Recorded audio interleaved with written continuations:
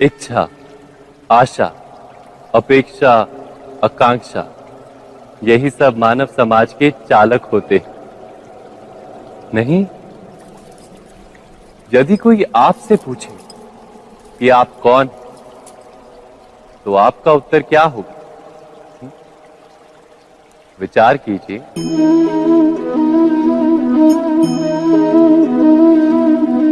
आप तुरंत ही ये जान पाएंगे कि आपकी इच्छाएं ही आपके जीवन की व्याख्या है। कुछ पाने से मिली सफलता, कुछ ना पाने से मिली निष्फलता ही आपका परिचय। अधिकतर लोग ऐसे जीते हैं कि स्वयं भीतर से मरते रहते हैं, किंतु अपनी इच्छाओं को नहीं मार पाते। इच्छाएं उन्हें दौड़ाती हैं जिस प्रकार मृग तृष्णा मृग को दौड़ाती। परंतु इन्हीं इच्छाओं के गर्भ में ही ज्ञान का प्रकाश भी। कैसे? जब इच्छाएं अपूर्ण रहती और टूटती, तब वहीं से ज्ञान की किरण प्रवेश करती है मनुष्य के हृदय। ना, ये कथा नहीं है केवल इच्छाओं के संघर्ष की, नहीं है केवल महत्वाकांक्षाओं से जन्म लेने वाले भयावह रक्तपात। ये कथा है इच्छाओं के गर्भ से उदित होते हुए ज्ञान की। मैं वासुदेव कृष्ण आप सभी को निमंत्रण देता हूं इस यात्रा पे चलने का, जो जीवन का मर्म सिखाएगी, मनुष्य का धर्म सिखाएगी, कीचड़ से उठकर कमल बनने का कर्म सिखाएगी। और इस यात्रा का नाम है महाभारत।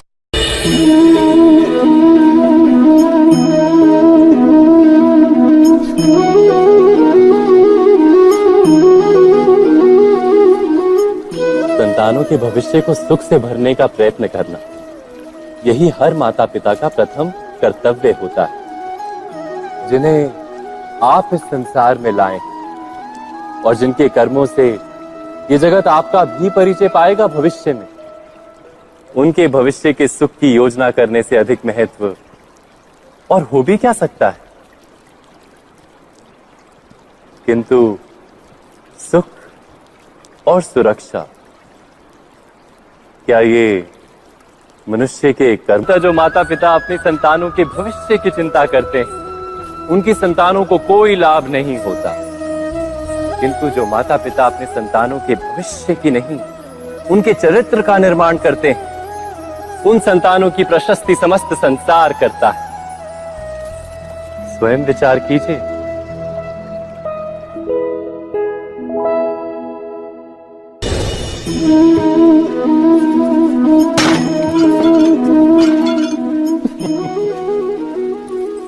कभी कभी कोई घटना मनुष्य के जीवन की सारी योजनाओं को तोड़ देती और मनुष्य उस आघात को अपने जीवन का केंद्र मान लेता।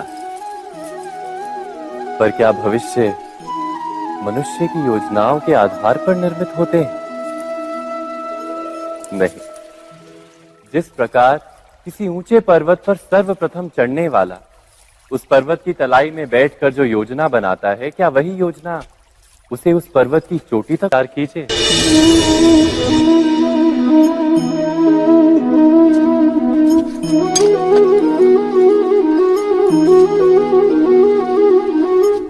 भविष्य का दूसरा नाम है संघर्ष। हृदय में आज इच्छा होती है और यदि पूर्ण नहीं हो पाती तो हृदय भविष्य की योजना बनाता है। भविष्य में इच्छा पूर्ण होगी ऐसी कल्पना करता रहता है, किंतु जीवन ना तो भविष्य में है ना अतीत में। जीवन तो इस क्षण का नाम, अर्थात इस क्षण का अनुभव ही जीवन का अनुभव। पर हम ये जानते हुए भी इतना सा सत्य समझ नहीं पाते। या तो हम बीते हुए समय के स्मरणों को घेर कर बैठे रहते हैं, या फिर आने वाले समय के लिए हम योजनाएं बनाते रहते हैं। और जीवन जीवन बीत जाता है। एक सत्य यदि हम हृदय में उतार लें कि ना हम भविष्य देख सकते हैं, ना ही भविष्य निर्मित कर सकते हैं, हम तो केवल धैर्य और साहस के साथ भविष्य को आलिंगन दे सकते हैं, स्वागत कर सकते हैं भविष्य का। तो क्या जीवन का हर पल जीवन से नहीं भर जाएगा? स्वयं विचार कीजिए। पूर्वजों की इच्छा, आशा, महत्वाकांक्षा, क्रोध, बैर, प्रतिशोध, यही सब आने वाली पीढ़ी की धरोहर बनते हैं। माता पिता अपनी संतानों को देना तो चाहते हैं समस्त विश्व का सुख, पर देते हैं अपनी पीड़ाओं की संपत्ति। देना चाहते हैं अमृत, पर साथ ही साथ विष का घड़ा भी भर देते हैं। आप विचार कीजिए, आपने अपनी संतानों को क्या दिया आज तक? अवश्य प्रेम, ज्ञान, संपत्ति आदि दिए, पर क्या साथ ही साथ उनके मन को मैल से भर देने वाले पूर्व ग्रह नहीं दिए? अच्छे बुरे की पूर्व निर्धारित व्याख्याएं नहीं दी? व्यक्ति का व्यक्ति के साथ, समाजों का समाजों के साथ, राष्ट्र का राष्ट्र के साथ संघर्ष क्या इन्हीं पूर्व ग्रहों से निर्मित नहीं होते? हत्या, मृत्यु, रक्तपात क्या इन्हीं पूर्व ग्रहों से नहीं जन्मते? अर्थात माता पिता अपनी संतानों को जन्म के साथ मृत्यु का दान भी देते हैं। प्रेम के प्रकाश के साथ साथ घृणा का अंधकार भी देते हैं, और अंधकार मन का, हृदय का हो या वास्तविक हो, उससे केवल भय प्राप्त होता है, केवल भय। स्वयं विचार कीजिए।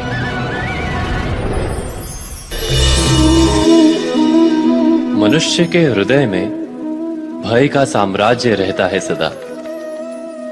कभी संपत्ति के नाश का भय, कभी अपमान का भय, कभी अपनों से छूट जाने का भय। इसीलिए भय का होना सबको स्वाभाविक ही लगता है। क्या कभी विचार किया है, जो स्थिति अथवा वस्तु भय को जन्म देती है, क्या वहीं से वास्तव में दुख आता है? नहीं, ऐसा तो कोई नियम नहीं। और सबका अनुभव तो ये बताता है कि भय धारण करने से भविष्य के दुख का निवारण नहीं होता। भय केवल आने वाले दुख की कल्पना मात्र ही है, वास्तविकता से इसका कोई संबंध नहीं है। तो क्या ये जानते हुए भी कि भय कुछ और नहीं, केवल कल्पना मात्र ही है, इससे मुक्त होकर निर्भय बन पाना क्या बहुत कठिन है? अवश्य विचार कीजिएगा।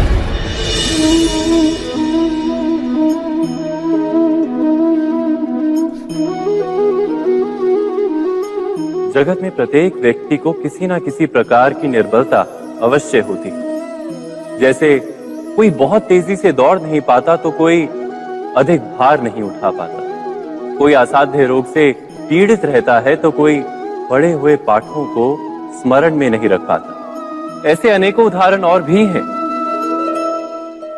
क्या आप किसी ऐसे व्यक्ति को जानते हैं जिसे सब कुछ प्राप्त हो और हम जीवन की उस एक निर्बलता को जीवन का केंद्र मानकर जीते हैं? इस कारणवश हृदय में दुख और असंतोष रहता है सदा। निर्बलता मनुष्य को जन्म से अथवा संजोग से प्राप्त होती है, किंतु उस निर्बलता को मनुष्य का मन अपनी मर्यादा बना लेता है। किंतु कुछ व्यक्ति ऐसे भी होते हैं जो अपने पुरुषार्थ और श्रम से उस निर्बलता को पराजित कर देते हैं। क्या भेद है उनमें और अन्य लोगों में? क्या आपने कभी विचार किया है? सरल सा उत्तर है इसका। जो व्यक्ति निर्बलता से पराजित नहीं होता, जो पुरुषार्थ करने का साहस रखता है हृदय में, वो निर्बलता को पार कर जाता है।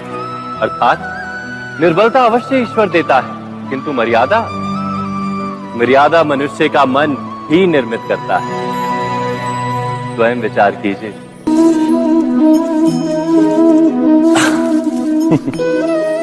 मनुष्य के सारे संबंधों का आधार है अपेक्षा।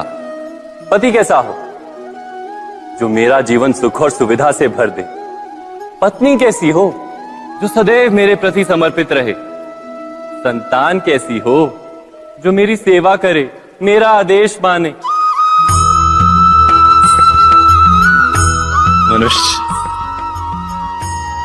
मनुष्य उसी को प्रेम भी कर पाता है जो उसकी अपेक्षा पूर्ण करता है।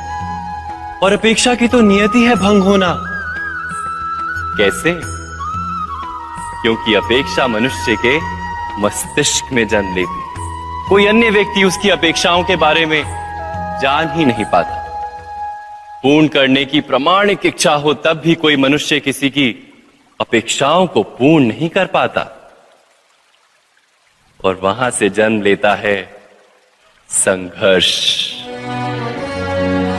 सारे संबंध संघर्ष में परिवर्तित हो जाते।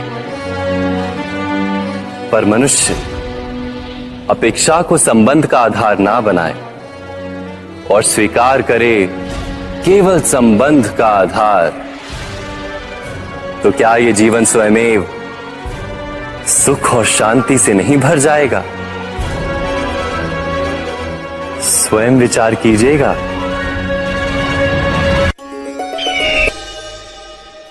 तो किसी घटना में अन्याय का अनुभव होता है तो वो घटना उसके अंतर को झकझोर देती। समस्त जगत उसे अपना शत्रु प्रतीत होता है। अन्याय लगने वाली घटना जितनी बड़ी होती है, मनुष्य का हृदय भी उतना ही अधिक विरोध करता है। उस घटना के उत्तर में वो न्याय मांगता है, और ये योग्य भी है। वास्तव में समाज में किसी भी प्रकार का अन्याय व्यक्ति की आस्था और विश्वास का नाश है। किंतु ये न्याय क्या है? न्याय का अर्थ क्या है? अन्याय करने वाले को अपने कार्य पर पश्चाताप हो और अन्याय भुगतने वाले के मन में फिर से विश्वास जगे समाज के प्रति। इतना ही अर्थ है ना न्याय का। किंतु जिसके हृदय में धर्म नहीं होता, वो न्याय को छोड़कर बैर और प्रतिशोध को अपनाता है। हिंसा के बदले प्रतिहिंसा की भावना लेकर चलता है। स्वयं भोगी हुई पीड़ा से कहीं अधिक पीड़ा देने का प्रयत्न करता है, और इस मार्ग पर चलते अन्याय को भुगतने वाला स्वयं अन्याय करने लगता है। शीघ्र ही वो अपराधी बन जाता है। अर्थात न्याय और प्रतिशोध के बीच बहुत कम अंतर होता है, और इसी अंतर का नाम है धर्म। क्या ये सत्य नहीं? स्वयं विचार कीजिए। दो व्यक्ति जब निकट आते हैं तो एक दूसरे के लिए सीमाएं और मर्यादाएं निर्मित करने का प्रयत्न अवश्य करते हैं। हम यदि सारे संबंधों पर विचार करें तो देखेंगे कि इन सारे संबंधों का आधार यही सीमाएं हैं जो हम दूसरों के लिए निर्मित करते हैं। और यदि अनजाने में भी कोई अन्य व्यक्ति इन सीमाओं को तोड़ता है तो उसी क्षण हमारा हृदय क्रोध से भर जाता है। इन सीमाओं का वास्तविक रूप क्या है? क्या हमने कभी विचार किया? क्या ऐसा नहीं होता?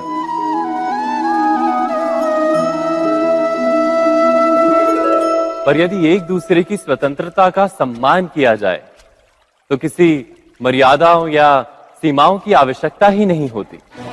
अर्थात जिस प्रकार स्वीकार किसी संबंध का देह है, क्या वैसे ही स्वतंत्रता किसी संबंध की आत्मा नहीं? स्वयं विचार की। हम भूल ही जाते हैं। कौन से प्रश्न? प्रथम प्रश्न, क्या समय के साथ प्रत्येक मार्ग बदल नहीं जाते? क्या समय सदा ही नई चुनौतियों को लेकर नहीं आता? तो फिर बीते हुए समय के अनुभव नई पीढ़ी को किस प्रकार लाभ दे सकते हैं? दूसरा प्रश्न, क्या प्रत्येक संतान अपने माता पिता की छवि होता है? हाँ, संतानों को संस्कार तो अवश्य माता पिता देते हैं, किंतु भीतर की क्षमता तो ईश्वर देते हैं। तो जिस मार्ग पर पिता को सफलता मिली है, विश्वास है कि उसी मार्ग पर उसकी संतानों को भी सफलता और सुख प्राप्त होगा। तीसरा प्रश्न, क्या जीवन के संघर्ष और चुनौतियां लाभकारी नहीं होती? क्या प्रत्येक नया प्रश्न एक नए उत्तर का द्वार नहीं खोलता? तो फिर संतानों को नए नए प्रश्नों, संघर्षों और चुनौतियों से दूर रखना, ये उनके लिए लाभ करना कहलाएगा या हानि पहुंचाना? अर्थात जिस प्रकार संतान के भविष्य का निर्माण करने के बदले उसके चरित्र का निर्माण करना श्रेष्ठ है, वैसे संतानों के जीवन का मार्ग निश्चित करने के बदले उन्हें नए संघर्षों के साथ जूझने के लिए मनोबल व ज्ञान देना अधिक लाभदायक नहीं होगा? स्वयं विचार कीजिए। सबके जीवन में ऐसा प्रसंग अवश्य आता है कि सत्य कहने का निश्चय होता है हृदय में, किंतु मुख से सत्य निकल नहीं पाता। कोई भय मन को घेर लेता है। किसी घटना अथवा प्रसंग के बारे में बात करना या फिर स्वयं से कोई भूल हो जाए उसके बारे में कुछ बोलना, क्या ये सत्य है? नहीं, ये तो केवल तथ्य है। अर्थात जैसा हुआ था वैसा केवल बोल देना सामान्य सी बात है। किंतु कभी कभी उस तथ्य को बोलते हुए भी भय लगता है। कदाचित किसी दूसरे की भावनाओं का विचार आता है मन, दूसरे को दुख होगा ये भय भी शब्दों को रोकता है। तो ये सत्य क्या है? क्या हमने कभी विचार किया है? जब भय रहते हुए भी कोई तथ्य बोलता है तो वो सत्य कहलाता है।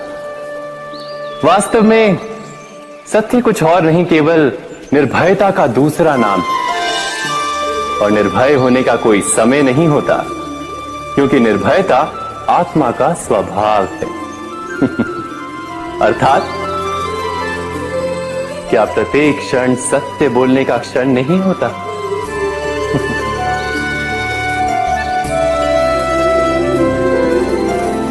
स्वयं विचार कीजिए। जब भी किसी की आशा और इच्छा भंग होती है तो उसका हृदय क्रोध से भर जाता है। जिस व्यक्ति को वो अपना अपराधी समझता है उसे दंड देने का प्रयत्न करता है। पर क्या हमारी इच्छा या आशा का भंग होना क्या सदा ही किसी का अपराध होता है? इच्छाओं के अपूर्ण रहने के तो कई कारण हो सकते हैं। कुछ तो संजोग के कारण अधूरी रह जाती हैं और कुछ नियति के कारण। और कभी कभी इच्छाओं का स्वरूप ही ऐसा होता है कि वो पूर्ण नहीं हो पाती। बिना परिस्थिति पर विचार किए किसी को अपराधी मान लेना न्याय नहीं, प्रतिशोध है। न्याय का आधार तो दया है, करुणा है, और प्रतिशोध का आधार क्रोध, अहंकार। अर्थात हृदय में करुणा धारण किए बिना किसी के अपराध के विषय में विचार करना, किसी को दंड देना, क्या अपने आप में ही अन्याय नहीं? स्वयं विचार कीजिए।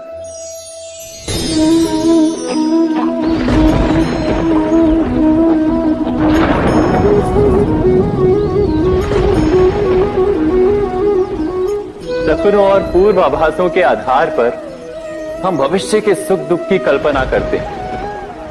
भविष्य के दुख का कारण दूर करने के लिए हम आज योजना बनाते, किंतु कल के संकट को आज निर्मूल करने से हमें लाभ मिलता है या हानि पहुंचती है, ये प्रश्न हम कभी नहीं करते। सत्य तो ये है कि संकट और उसका निवारण साथ जन से, व्यक्ति के लिए भी और सृष्टि के लिए भी।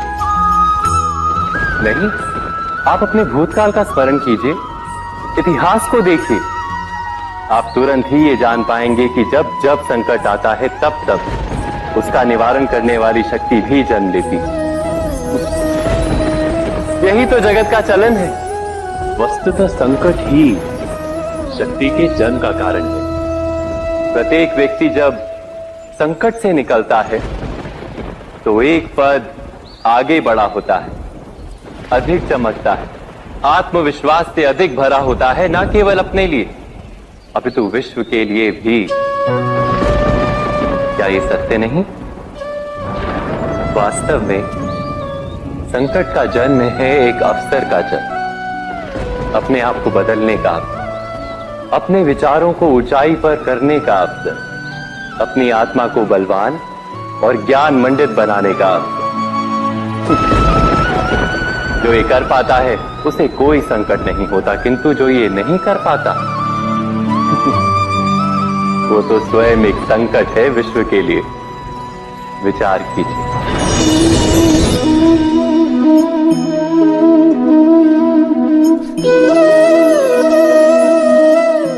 परंपरा में धर्म बसता है और परंपराएं ही धर्म को संभालने का कार्य करती हैं, ये सत्य है। पर क्या केवल परंपरा ही धर्म है? विचार कीजिए।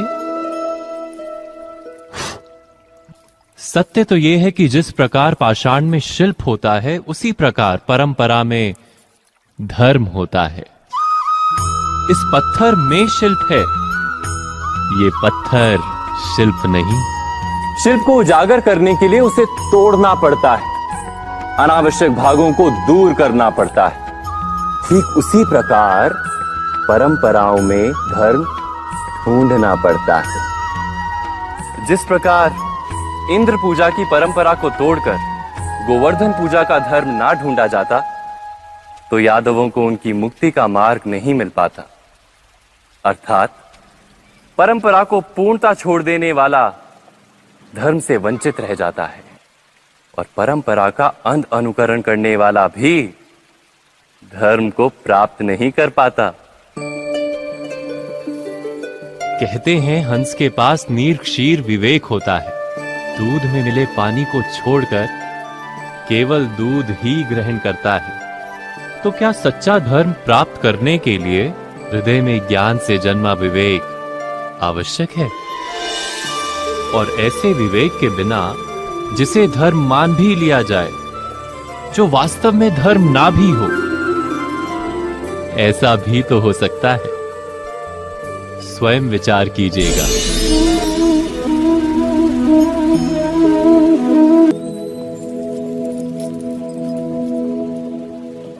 भविष्य के आधार पर सब आज का निर्णय लेना चाहते हैं। भविष्य में सुख मिले, भविष्य सुरक्षित हो, ऐसे निर्णय आज लेने का प्रयत्न रहता है सबका। आप अपने जीवन को देखिए, क्या आपके अधिकतर निर्णय के पीछे भविष्य का विचार नहीं होता? और हो भी क्यों ना, अपने जीवन को सरल और सुखमय बनाने का प्रयत्न करने का अधिकार सबका है।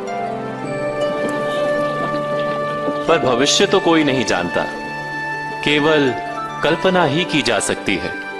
तो जीवन के सारे महत्वपूर्ण निर्णय कल्पनाओं के आधार पर ही करते हैं हम।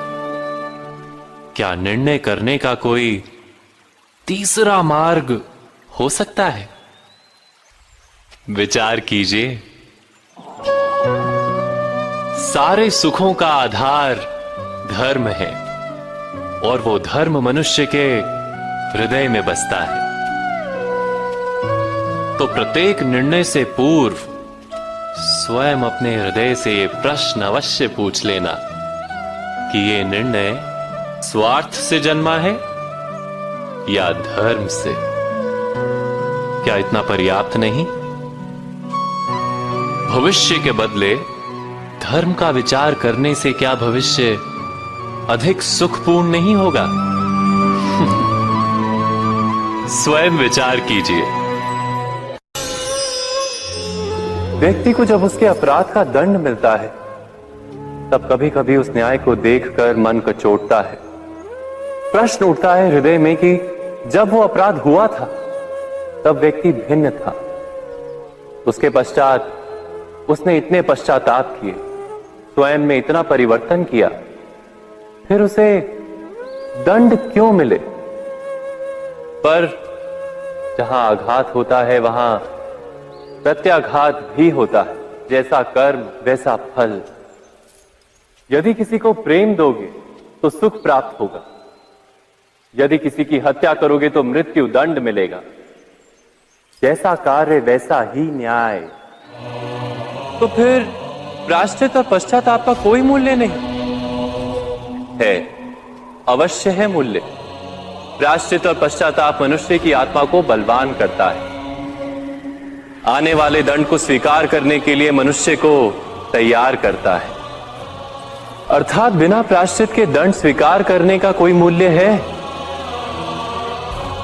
स्वयं विचार कीजिए।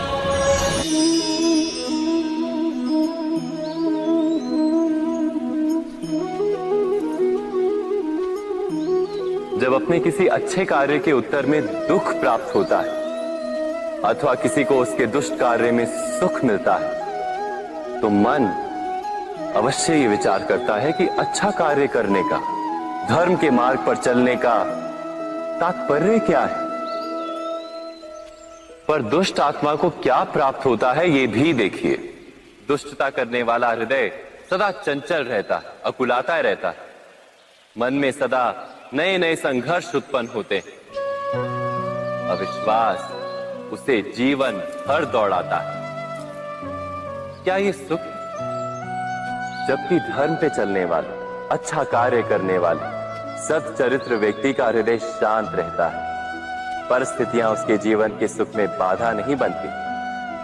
समाज में सम्मान और मन में संतोष रहता है सदा।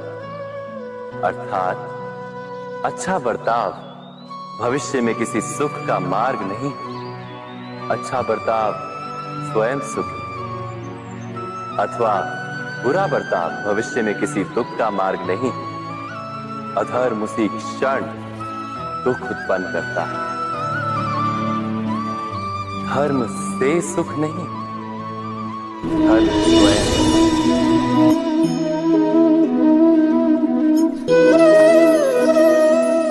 सत्ता की लालसा सबके हृदय को घेरे रहती है।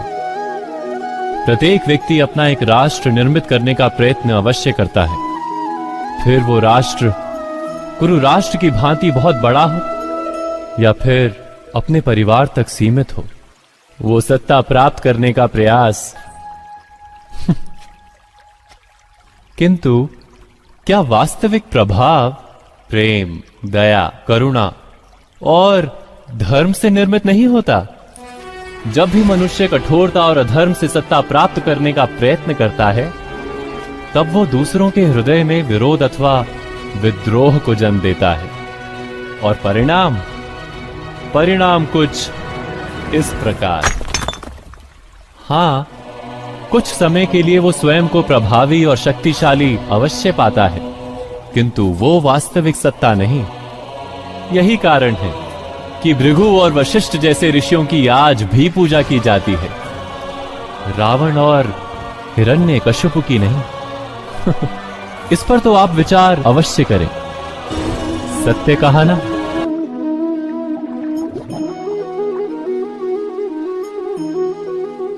इस संसार में आने वाला प्रत्येक बालक संपूर्णतः संस्कार रहित होता है। उसके अंतर पर ना किसी अच्छे संस्कार के चिन्ह अंकित होते हैं, ना ही बुरे संस्कार के। अर्थात जन्म से बालक में ना कोई गुण होता है और ना ही कोई दोष। तो ये दोष अथवा गुण किस प्रकार प्राप्त होते हैं? क्या हमने कभी विचार किया है? जो बात माता पिता के मुख से निरंतर सुनी जाती है, वही बात उनकी संतानों के हृदय का संस्कार बनती है। जैसे किसी गांव में नदी तट तक एक पगडंडी बन जाती है केवल उस मार्ग पर बार बार चलने के कारण। अर्थात माता पिता के हृदय की इच्छाएं उनकी संतानों के हृदय का दोष अथवा गुण बनकर जन्म लेती हैं। क्या ये सत्य नहीं? पर फिर भी जब उनकी संतानों में कोई दोष दिखाई देता है तो माता पिता आश्चर्य और दुख से भर जाते हैं। माता पिता का हृदय ये प्रश्न करता है कि उनकी संतानों में ये कुसंस्कार आए कहां से।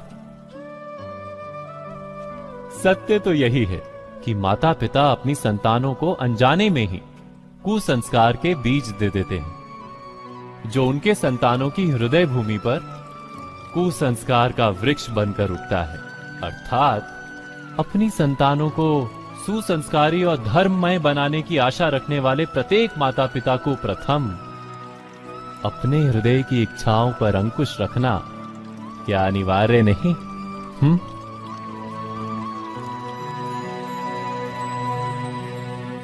प्रत्येक माता पिता इस पर विचार अवश्य कीजिएगा।